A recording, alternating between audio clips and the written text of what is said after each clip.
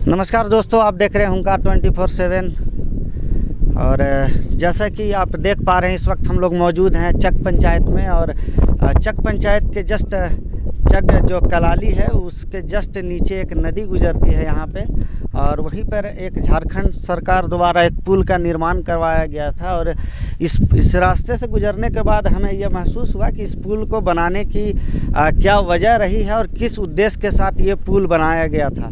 क्योंकि इस पुल की ऊंचाई से लेके, और आप इधर मैं कैमरामैन से चाहूँगा कि आप थोड़ा सा इधर दिखाएं कि पुल तो जैसा कि आप यहाँ पे देख पा रहे हैं, यहाँ ये पुल का अप्रोच का भी कुछ पता नहीं है और कितना हाइट पे ये आ रहा है आप देख सकते हैं। और ना यहाँ पे कोई गार्डवाल, जैसा कि पुल का निर्माण में ये हमेशा एक रहता है कंपलसरी कि आप एक गार्डवाल दोनों दिशा में दोनों तरफ लगाएं और पुल पे जो अप्रोच है अप्रोच को दिखाएं। तो आप दिखाएं कैमरामैन कि कोई भी गार्डवाल नहीं। और देखिए यहाँ पर लोग आ रहे हैं, इसी से काफ़ी ख़तरनाक ये हो सकता है।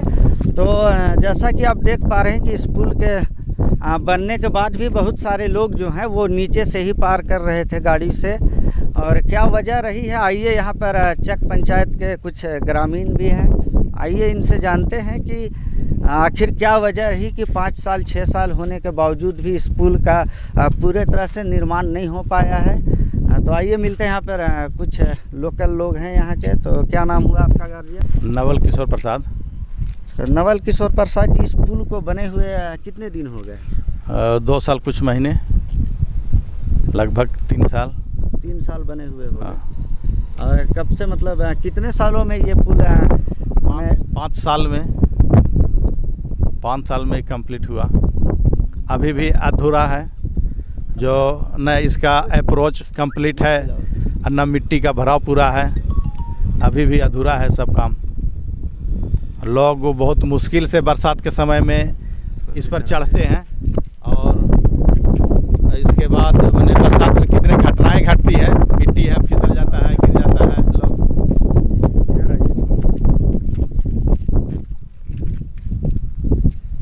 तो एक चीज़ और यहाँ पे जानना था कि जिस तरह का काम यहाँ पे हम अधूरा देख रहे हैं, और कहीं ना कहीं एक ये दुर्घटना को दावत दे रही है ये पुल।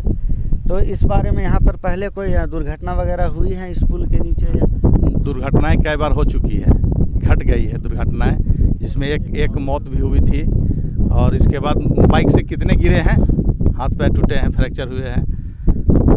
इसके बावजूद भी शासन प्रशासन, डीसी महोदय जो भी है, किसी का ध्यान इस पर नहीं जा रहा है। लोग मीडिया के द्वारा बताया जा रहा है, लेकिन इस बिंदु पर किसी का ध्यान नहीं जा रहा है।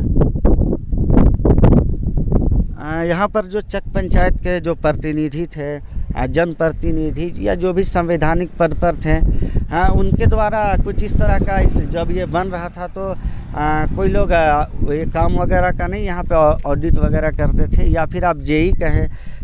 काम ऑडिट जेई करते हैं, और इसमें विधायक प्रतिनिधि हो या सांसद प्रतिनिधि, इन्होंने आवाज़ इन लोग उठाया, आवाज़ गई। इसके बाद बावजूद डीसी महोदय भी आए, सबको आए, लेकिन देख करके अनसुना अनदेखा कर रहे हैं।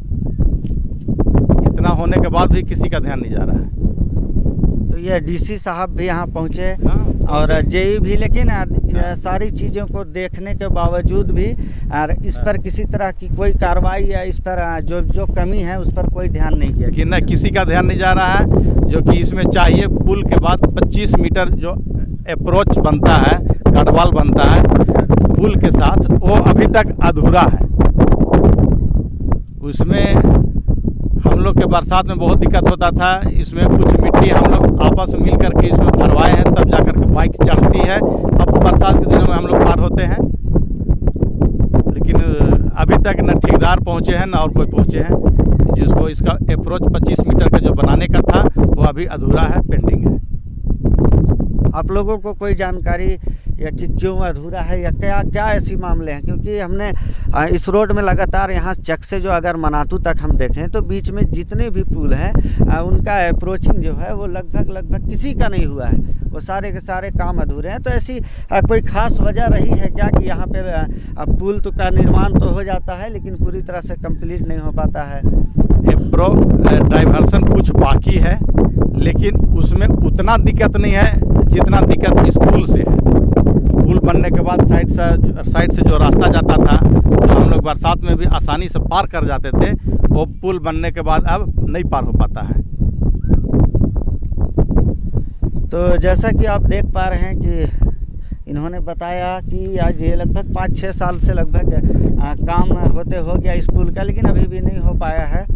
तो ये चीज़ें काफ़ी चिंता का विषय है। ये सरकार का, जनता का टैक्स का पैसा जो सरकार तक पहुंचती है, और उस सरकार के द्वारा जो इस तरह का काम जो विकास के नाम पर लोग लेके आते हैं, लेकिन ये करप्शन का अड्डा बन चुका है। और जैसा कि आपने पहले भी देखा कि यहाँ मनातू और चक खास करके करप्शन का ये अड्डा है। यहाँ पर अफसरशाही हमेशा से चली है, चाहे सरकार कोई भी हो, बीजेपी हो, जेएमएम हो।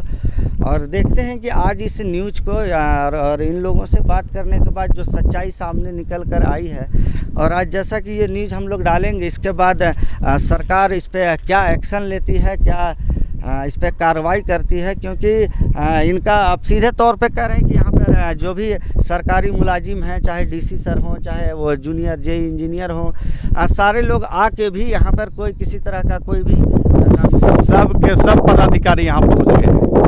जिला से लेकर ब्लॉक टोटल पदाधिकारी आ गए हैं और सब देखे हैं, लेकिन फिर भी किसी का आँख नहीं खुला है कि यहाँ पर पब्लिक को इतना दिक्कत होता होगा, महसूस नहीं हुआ होगा।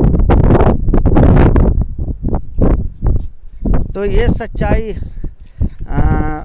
बर्दाश्त शायद करे जेएमएम की सरकार, और इस पर कोई एक ठोस कार्रवाई की बहुत सख्त ही ज़रूरत है। क्योंकि ऐसे कामों में करोड़ों रुपए खर्च हो जाते हैं, और जब इस चीज़ का इस्तेमाल जनता नहीं करती है, तो ये जो पैसे हैं, ये जो पुल हैं, ये व्यर्थ हैं। और कहीं ना कहीं जनता के जान की भी यहाँ पे खतरा हमेशा बना हुआ है। जैसा कि सर बता रहे हैं कि पहले भी 8 से 10 हमले, ये जो दुर्घटनाएं हैं वो हो चुकी है, 1-2 आदमी की जान भी जा चुकी है यहाँ पे। तो आप जैसा कि देख पा रहे हैं कि अभी अपने देश में जिस तरह का माहौल है कि कुछ लोग तोड़ करके सरकारी पैसे का, सरकारी संपत्ति का नुकसान कर रहे हैं, तो आप ऐसे भी चीज़ों को देख सकते हैं कि कुछ लोग बना के भी सरकारी संपत्ति का नुकसान कर रहे हैं। और ख़ास करके झारखंड में इन सब चीज़ों को बढ़ावा यहाँ की जो बड़े बड़े अधिकारी हैं उनके तरफ से ये बढ़ावा दिया जा रहा है। तभी जाके, चाहे आप इंजीनियर की बात करें, डीआरपी क्या बोलते हैं उसको, डीआरडी, जहाँ से ये नक्शा पास होके आता है। हाँ। तो आप जैसा कि देख सकते हैं कि यहाँ से, मतलब आप निचले स्तर से कह सकते हैं कि निचले स्तर से लेके आप जिला तक जितने भी ऑफिसर हैं सब मिले हुए हैं, और इस तरह के करप्शन के सब हकदार, माने सब इस करप्शन में सब लोग भागीदार हैं। और अभी कुछ दिन पहले आपने देखा होगा कि एक डीसी जो है पूजा सिंघल पुरवार, जो कि इसी पलामू ज़िले से डीसी वो रही थी, और यहाँ से जाने के बाद अभी आप लोगों ने देखा होगा कि उनके घर से कितने करोड़ों रुपए बरामद हुए और कैसी उनकी रही है। तो ये दशा सरकार की पोल को और यहाँ की जो व्यवस्था है उसको दिखाते हुए हम लोग कुछ लोगों से और बात करेंगे यहाँ पे।